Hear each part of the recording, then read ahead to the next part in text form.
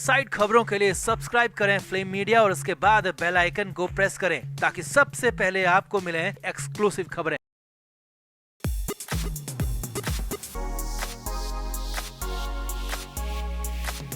तो वही हुआ जो होना था। कोर्ट ने वो ही फैसला दिया जिसका सबको पहले से अंदाजा था। जी हाँ, एक बार फिर से महाराष्ट्र के कैबिनेट मंत्री नवाब मलिक की जेल से बाहर आने की तमन्ना अधूरी की अधूरी रह गई। न सिर्फ नवाब मलिक बल्कि राज्य के पूर्व गृह मंत्री अनिल देशमुख की भी जेल से बाहर आने की उम्मीदें बुरी तरह टूट गई है। मलिक और देशमुख को कोर्ट की तरफ से बड़ा झटका लगा है। मलिक और देशमुख के साथ ही इनकी पार्टी राष्ट्रवादी कांग्रेस पार्टी यानी एनसीपी को भी तगड़ा झटका कोर्ट की तरफ से लगा है। जी हाँ, मुंबई की विशेष अदालत पीएमएलए कोर्ट ने नवाब मलिक और अनिल देशमुख दोनों की एक दिन की जमानत याचिका को सिरे से खारिज कर दिया। इतना ही नहीं, कोर्ट के इस फैसले के साथ ही मलिक और देशमुख दोनों के ही स्पेशल वाले अधिकार भी छीन लिए गए हैं। अब विधायक होते हुए भी ये दोनों राज्यसभा चुनाव में वोट नहीं डाल पाएंगे। तो फैसले से पहले क्या कुछ हुआ कोर्ट के अंदर? आखिर क्यों ईडी के वकील के आगे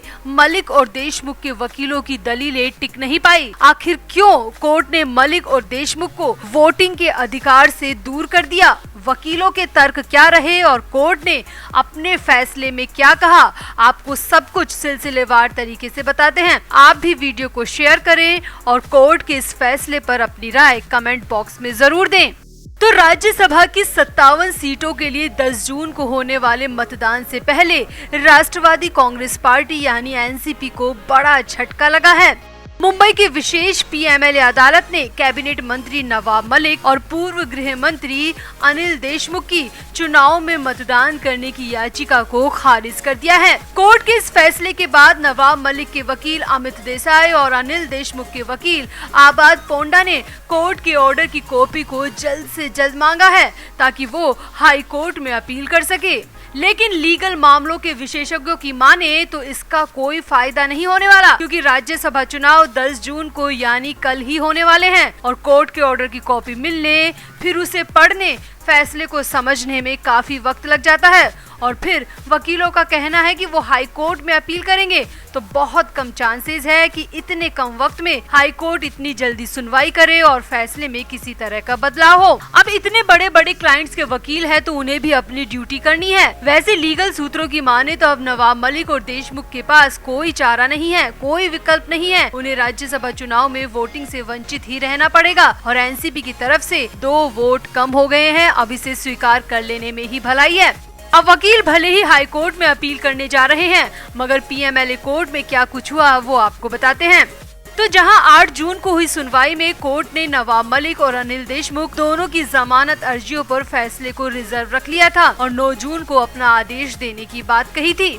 अब 9 जून को यानी कि आज सुबह से ही कोर्ट के बाहर वकीलों का हुजूम लगा हुआ था। वकीलों के साथ ही वहां पर कई नेता और काफी संख्या में मलिक और देशमुख के सपोर्टर भी दिखाई दिए। सबको उम्मीद थी कि अदालत कम से कम वोट देने के लिए दोनों विधायकों को एक दिन के लिए जेल से रिहा कर देगा। एक दिन न सही, कुछ घंटों के लिए ही रिहा कर देगा, ऐसी उम्मीद सबने लगा रखी थी, मगर ऐसा बिल्कुल भी नहीं हुआ। कोर्ट ने जमानत अर्जी को सिरे से खारिज कर दिया। कोर्ट में मामले की जैसे ही सुनवाई शुरू हुई तो ईडी ने अपना पक्ष रखते हुए साफ साफ कहा कि देशमुख और मलिक की अर्जियों को कोर्ट को अस्वीकार कर देना चाहिए, खारिज कर देना चाहिए, क्योंकि जन प्रतिनिधित्व कानून के तहत कैदियों को कोई मताधिकार नहीं होता। ईडी ने कोर्ट में कहा कि नवाब मलिक और अनिल देशमुख दोनों ही धन शोधन के अलग अलग मामलों में जेल में बंद हैं। दोनों पर लगे आरोप कोई छोटे मोटे आरोप नहीं है। एक ने गृह मंत्री रहते हुए अपने पद का दुरुपयोग किया, वसूली जैसे काम कर जनता की आंखों में धूल झोंकी, तो दूसरे पर डी गैंग से रिश्तों के आरोप हैं, टेरर फंडिंग और देश विरोधी गतिविधियों के आरोप हैं। ऐसे में कोर्ट उन्हें किसी भी तरह की रिहाई न दे, ईडी ने ऐसी गुहार की।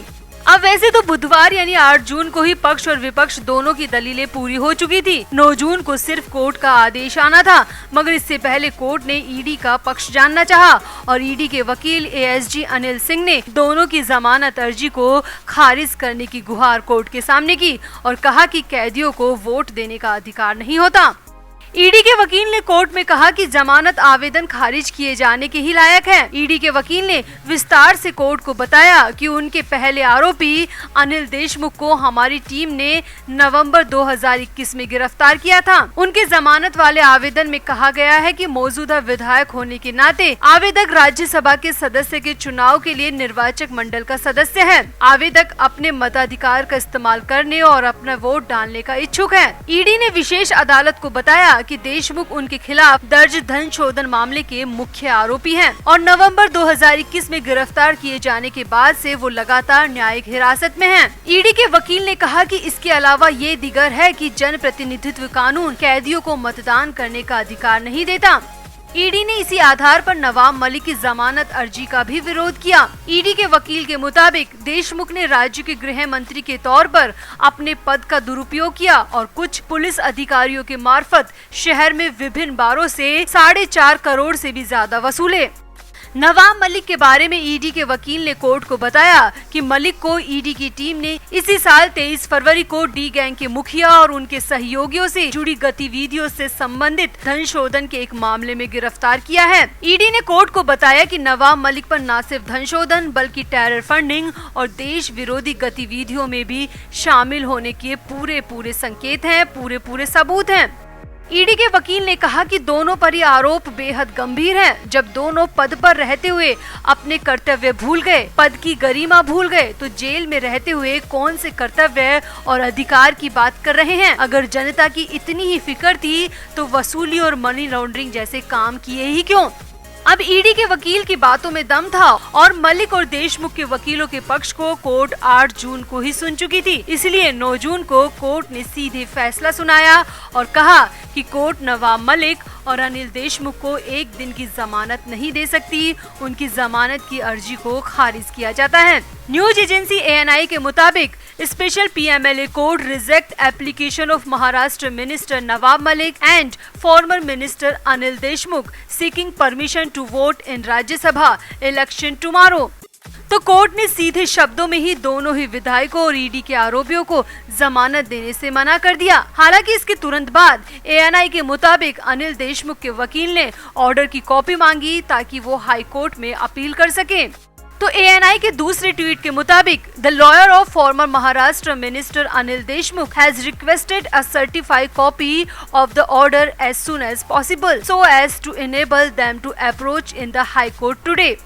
अब भले ही मलिक और देशमुख के वकील कितने भी हाथ पांव मारे, कितना भी जोर लगाए, मगर लीगल मामलों के विशेषज्ञों की माने तो मलिक और देशमुख को जमानत मिल पाना बेहद नामुमकिन है। PMLA कोर्ट ने तो दोनों की ही जमानत को खारिज कर दिया है और अब देखना होगा कि हाई कोर्ट में अर्जी कब तक दाखिल की जाती है और कब हाई कोर्ट अपना आदेश देती है, क्योंकि मलिक और देशमुख के वकीलों के पास ज्यादा वक्त नहीं है। कल यानी कि 10 जून को ही चुनाव होने हैं। तो आप भी PMLA कोर्ट के इस फैसले पर अपनी राय जरूर दें और बताएं कि क्या कोर्ट ने दोनों को जमानत देने से इनकार कर बिल्कुल ठीक किया या फिर दोनों को विधायक होने के नाते राज्यसभा चुनाव में वोट करने का अधिकार मिलना चाहिए था। आप भी अपनी राय कमेंट बॉक्स में जरूर दें और वीडियो को भी शेयर करें।